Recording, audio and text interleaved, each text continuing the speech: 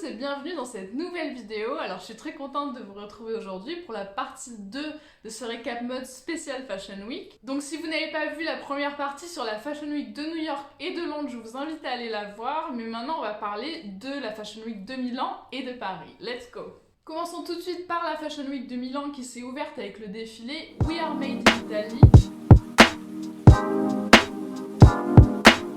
C'est un défilé qui a été réalisé par le collectif Black Lives Matter in Italian Fashion. C'est un collectif de 5 stylistes d'origine africaine qui s'est créé après le décès brutal de George Floyd aux États-Unis en 2020. Ils avaient déjà fait un défilé pour la Fashion Week de Milan en septembre dernier, mais c'est la première fois qu'ils en ouvrent une. Selon Michelle Ngonmo, l'une des cofondatrices du collectif, plus de 450 stylistes vivant en Italie se sentent discriminés pour leur couleur de peau. Il y en a même certains qui ont émigré à Londres, Paris ou même Pékin. Donc pour ce défilé, on a des créateurs d'origines diverses qui se mélangent. Par exemple, la marque Mukudufol est d'origine sénégalaise, Claudia Giselle Nsama camerounaise, ou encore le créateur Joy Meribe qui est d'origine nigériane. Ces créateurs, ils se sont souvent inspirés de leur pays d'origine dans leur collection. C'est le cas de Karim Daoudi, né au Maroc. Pour sa collection Voyage dans la forêt, il met notamment en scène des chaussures qui lui rappellent les couleurs vives du Maroc. Quand il était plus jeune, il aimait créer des t-shirts personnalisés. Il est aussi très inspiré par la nature, par tout ce qui a trait à l'art. Pour Karim Daoudi, le Maroc est comme une bibliothèque remplie d'idées et d'inspiration. Et il aimerait même un jour y implanter sa marque.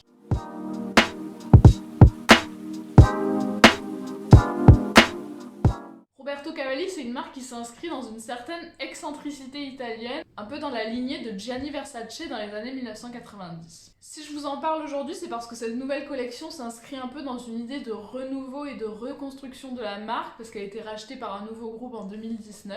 Et c'est le premier défilé de Fausto Puglisi qui a donc été nommé directeur artistique de Roberto Cavalli en octobre dernier. Cette collection, il a humblement nommé Collection Zéro et c'est vraiment cette idée de faire un manifeste de la marque, de montrer un peu ce qu'est l'essence Roberto Cavalli. Donc comme je vous l'ai dit, c'est un peu cette idée d'excès à l'italienne, donc on a beaucoup d'imprimés animaliers, on retrouve du zèbre, du léopard, on a des griffes et des têtes de félins, on a aussi beaucoup de cuir, des coupes très sexy qui dévoilent la peau, etc. Personnellement, c'est pas une collection qui me séduit énormément, mais c'est vrai qu'on est dans un retour de cette extravagance, pour pas dire ce kitsch des années 2000, et c'est vrai que c'est un défilé qui a quand même beaucoup plu. Restons donc dans les années 2000 avec le défilé de la marque Blue Marine.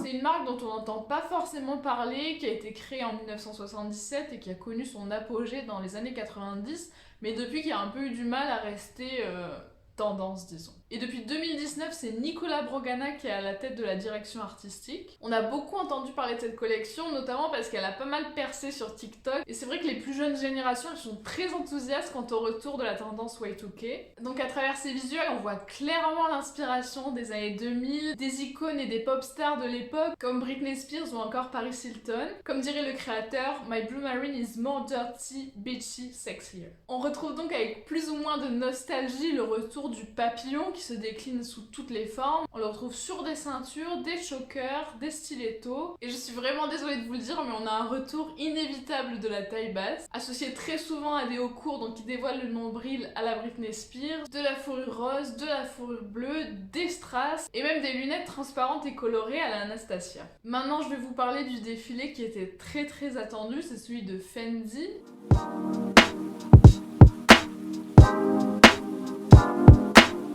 C'était le premier défilé de Kim Jones pour le prêt-à-porter féminin chez Fendi. C'est un créateur qui a été très encensé ces dernières années, notamment chez Dior Homme.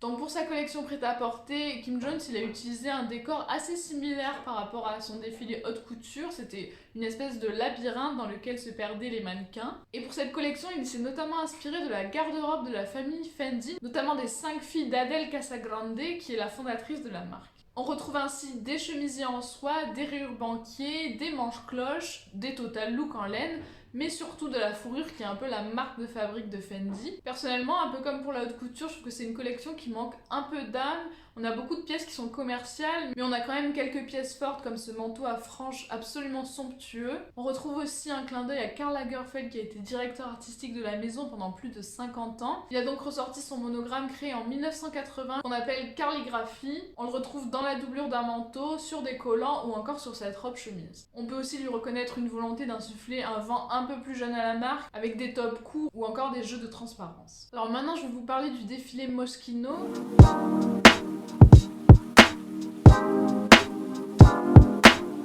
Alors Moschino, c'est une marque qui a été créée en 1983 et qui se fait remarquer par ses parodies Chanel. Depuis 2013, c'est Jeremy Scott qui est à la tête de la marque, et Jeremy Scott, c'est quelqu'un qui est très influencé par la pop culture, par le streetwear. Il a d'ailleurs créé des vêtements à l'effigie de McDo, de Barbie, des Looney Tunes ou encore de Bob l'éponge. Pour cette collection automne-hiver, Jeremy Scott il a décidé de faire une parodie du film Femme de George Cukor de 1939. Et en fait, dans ce film en noir et blanc, il y a une scène de défilé de mode qui lui est en couleur, donc il a voulu un peu reproduire cette esthétique-là. À travers ce défilé, Jeremy Scott il a voulu rendre hommage à l'âge d'or du cinéma et à ses grandes icônes, et il découpe sa vidéo de présentation en plusieurs scènes. Il y a une scène pastorale où il met en scène des robes des années 50, mais qui clashent un peu avec l'imprimé qui est un ciel bleu avec des vaches qui broutent dans un pré. On retrouve aussi cet imprimé sur des escarpins, sur un sac, sur une blouse ou encore sur une cape, et on retrouve quand même le côté loufoque de Jeremy Scott avec ce sac en forme de grange. On a aussi une scène inspirée du musée avec des robes du soir qui sont parsemées de coups de pinceau, tout comme le corps des modèles. Ou encore un instant safari avec une robe girafe. On a aussi une robe flamant rose, un tailleur alligator avec une queue de reptile qui fait office de traîne. Pour son show, il a fait appel à un parterre de célébrités. On retrouve donc les modèles Hailey Bieber, Winnie Harlow ou encore Miranda Kerr. Et pour clôturer le show, il a fait appel à la danseuse burlesque Dita Von Teese. Elle était habillée d'une robe rouge en satin, un peu inspiration Dame de cœur. Et quand elle s'est retournée, on a vu qu'il y avait une ouverture sur le haut de ses fesses et c'était un peu le clou du spectacle. À travers ce défilé, Jeremy Scott il a voulu insuffler un vent de légèreté et de glamour à ces défilés qui sont très centrés sur le confort et qui, il faut l'avouer, sont parfois un peu déprimants. Et pour moi, c'est un pari qui est totalement réussi. Pour en finir avec la Fashion Week de Milan, je vais vous parler du défilé Prada.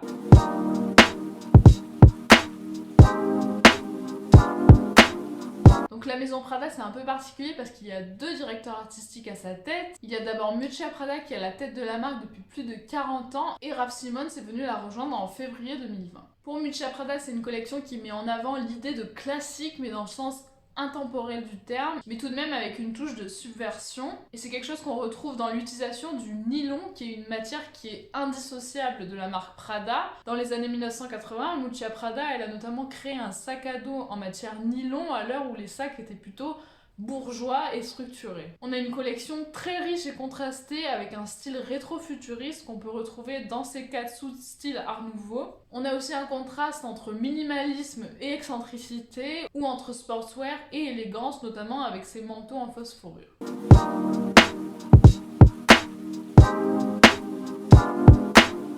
Je voulais aussi faire un petit point sur le défilé Versace qui a eu lieu pendant la Fashion Week de Paris. Donc la marque a décidé de lancer un nouveau monogramme un peu inspiré de la Grèce antique. Et c'est vrai que le monogramme c'est quelque chose de très important dans l'univers iconographique d'une marque. C'est quelque chose qui permet de repérer la marque d'un coup d'œil. Et donc je pense que c'est quelque chose de très bien joué de la part de Versace. Et c'est vrai qu'ils l'ont utilisé à toutes les sauces, jusque dans la coupe de cheveux d'un modèle. En bref, je trouve que c'est une vision plutôt optimiste et positive de la suite que nous ont livré les créateurs pour cette Fashion Week de Milan. On a d'ailleurs pas mal de matières brillantes, que ce soit le sequin chez Prada ou Missoni ou encore la paillette chez Giorgio Armani. On a aussi pas mal de vêtements qui donnent envie de sortir, comme des caracos à fines bretelles ou encore des petites robes de soirée, que ce soit chez Fendi ou Martin Margiela. Now it's time pour la Paris Fashion Week. Alors la Fashion Week de Paris, elle comptait pas moins de 94 défilés, ce qui est énorme, sachant qu'à Milan ou à New York, il y avait seulement une cinquantaine de défilés. Et ce sont les étudiants de l'Institut français de la mode qui ont ouvert le bal.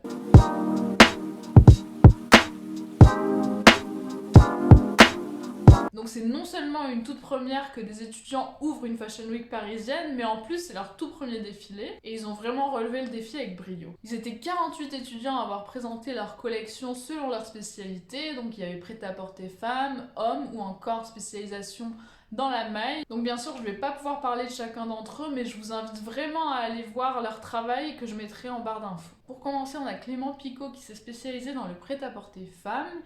Et lui, il s'est notamment inspiré des films American Psycho ou encore Shining de Stanley Kubrick. On retrouve d'ailleurs des sortes de trench en plastique qui rappellent la tenue que portait Patrick Bateman avant d'assassiner ses victimes. On a aussi l'esprit art déco du Chrysler Building dans ses épaulettes de forme cubique. Et au niveau des couleurs, on retrouve du rouge, du orange qui rappelle pas mal l'Overlook Hotel présent dans le film Shining. Ensuite, on a la collection de Frida Jo qui s'est inspirée de la mémoire et du processus photographique. On a beaucoup de pièces déstructurées comme cette brassière à armature métallisée associée à cette énorme jupe qui me fait penser à une couverture matelassée qu'on aurait laissée dans le coin d'un grenier et qui se serait un peu fait ronger par les mythes. Ensuite, il y a Johanna Imbach, j'espère que j'écorche pas les noms, qui s'est spécialisée dans la maille et qui a puisé son inspiration dans la stéréoscopie. Donc c'est une technique pour obtenir un effet 3D. Vous savez, ces lunettes quand on était petit qui avaient un côté rouge et un côté bleu pour avoir un effet 3D. Et le rouge et le bleu, c'est des couleurs qu'on va beaucoup retrouver au fil de sa collection. Et ce qui est intéressant, c'est qu'elle a vraiment travaillé la 3 dimensions. Elle a pas voulu couper ni draper ses matériaux. Elle a vraiment décidé de chauffer la maille pour lui donner une forme particulière. Donc encore une fois, n'hésitez vraiment pas à aller voir le travail des autres étudiants que je mettrai en barre d'infos.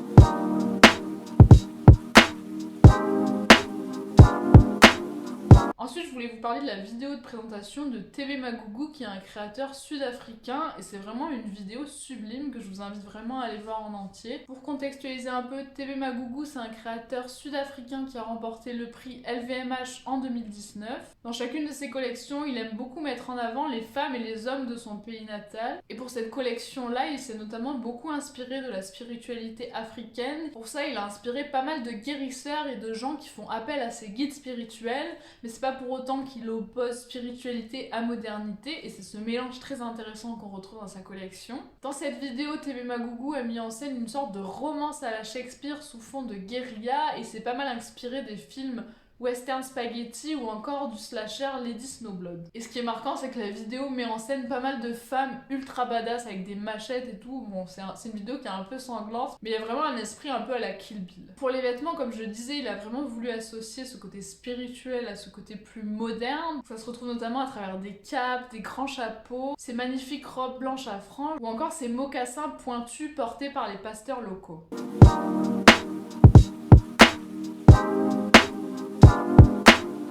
Comme je vous en parlais dans la dernière vidéo, c'est le premier défilé de Gabriela Hearst pour Chloé. Et si Chloé a décidé de faire appel à elle, c'est notamment pour sa facette éco-responsable qu'elle a beaucoup mise en avant sur sa propre marque. Chloé, c'est une marque à l'esthétique un peu bohème, de femmes libérées et naturelles. Et c'est vrai que le style de Gabriela Hearst et celui de Chloé, ils vont très très bien ensemble. Le défilé en lui-même a eu lieu à 2 pas de la brasserie Leap où la fondatrice Gabi Eyon avait notamment présenté ses premières collections. Donc pour Chloé Gabriela Hearst, elle a déjà opéré quelques changements. Elle a par exemple changé les doublures des sacs en coton contre du lin naturel qui est beaucoup moins demandeur en eau. Dans cette collection, elle a aussi intégré des stocks non utilisés des précédents directeurs artistiques. Elle a aussi remis au goût du jour un sac iconique de la marque qui s'appelle le Edith. Et en fait, elle a décidé de récupérer les anciens modèles de ces sacs sur eBay et de les retaper. Pour cette collection, elle a aussi fait une collaboration avec l'association qui vient en aide aux sans-abri qui s'appelle Shelter Suits. Elle a donc créé des sacs à dos et des parkas transformables en sacs de couchage. Comme elle est d'origine uruguayenne, elle a aussi fait appel à une association qui promeut l'artisanat uruguayen.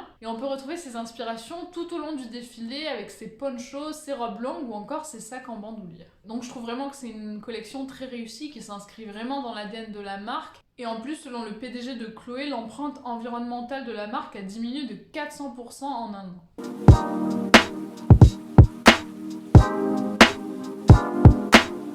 Rick Owens, c'est un créateur américain qui est un peu à part dans le milieu de la mode. C'est quelqu'un qui a toujours flirté avec la fluidité du genre bien avant que ce soit quelque chose de tendance. Il a souvent fait beaucoup réagir avec ses défilés. Je pense notamment au défilé printemps-été 2016 où il faisait défiler ses mannequins par 2 dans des positions un peu particulière où l'un portait l'autre, ou encore le défilé automne-hiver 2015 où il a créé des habits qui laissaient entrevoir une partie de l'anatomie masculine et ça lui a notamment valu le surnom de Dick Owens. Pour cette collection, Rick Owens s'est inspiré de Gethsémane qui est le jardin dans lequel a prié Jésus avant de se faire crucifier selon l'Ancien Testament, et c'est un défilé qui a lieu sur l'île de Lido au large de Venise où habite le créateur. Et en fait, comme il a décidé de faire ça sur une jetée, c'est vraiment un endroit qui est battu par le vent et par la mer, donc ça donne vraiment un défilé très puissant avec des silhouettes intéressantes. Par exemple, on a des doudounes complètement déstructurées avec des manches un peu ballantes, ou encore d'autres qui forment d'énormes traînes qui donnent un peu une allure royale ou de super-héros. On trouve aussi cette idée sur cette silhouette aux épaules ultra exagérées ou encore ces cuissardes à la Wonder Woman. On a une esthétique qui est plutôt sombre dans son ensemble, même si ça vient être rehaussé par quelques touches de paillettes, comme sur ce body, ces combis ou encore ce top à sequins.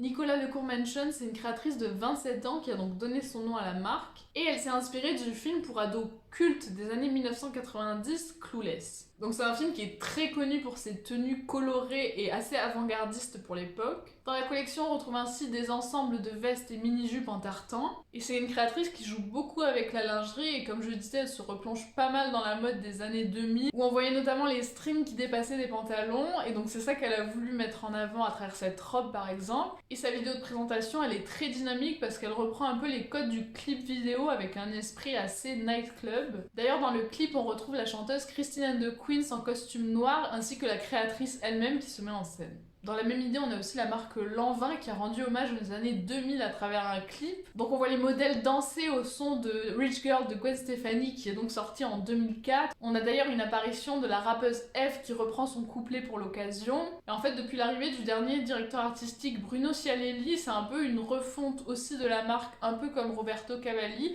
avec une esthétique très Y2K. Il a d'ailleurs choisi Paris Hilton comme égérie de la marque, mais en lui donnant une image un peu plus Lanvin.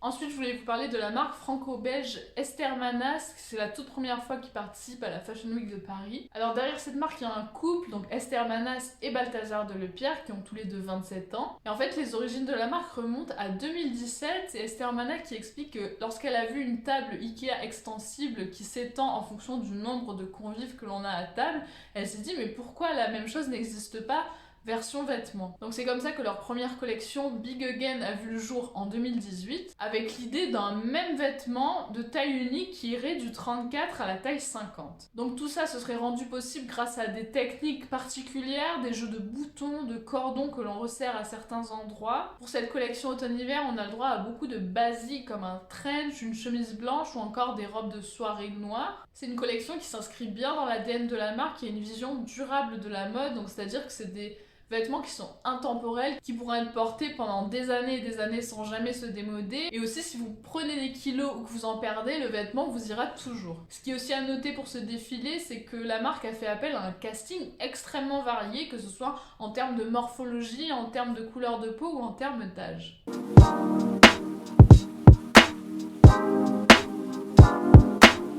Ensuite, je voulais relever le fait que plusieurs défilés ont fait le choix du thème montagnard pour cette Fashion Week. C'est le cas de Miu Miu, qui est également une marque de la créatrice Miuccia Prada, donc la même qui est à la tête de Prada. Elle a donc décidé de faire son défilé dans les Alpes italiennes, où elle a mis en avant un vestiaire très montagnard avec de la doudoune, mais aussi un body matelassé par-dessus un pantalon. Ce thème montagnard, il est aussi exploité par le créateur américain Thom Browne qui a décidé de faire une vidéo totalement en noir et blanc et de mettre en avant la championne de ski olympique Lindsey Vonn dans les montagnes de l'Utah. Donc Thom Browne, c'est un créateur qui aime énormément mélanger les genres, comme vous pouvez le voir avec cette robe mélangée à un costume, ou encore ce manteau très masculin avec un nœud papillon aussi masculin associé avec des bottes à talons. Il aime aussi faire rencontrer le vestiaire sportif avec une garde-robe plus formelle. On a ainsi des robes du soir en patchwork de doudoune, de mailles ou encore de tulle. Il a aussi été inspiré par les traces que forment les patineuses artistiques sur la glace ou encore la trace des skieurs dans la neige. Et ça, on peut le retrouver sur des jupes par exemple. Le tissage est vraiment très intéressant et le rendu hyper joli. Ce qui est intéressant avec Thom Browne, c'est qu'on sait qu'il va livrer quelque chose de très créatif. Il n'est pas du tout dans la mode commerciale et ça, c'est toujours intéressant à voir.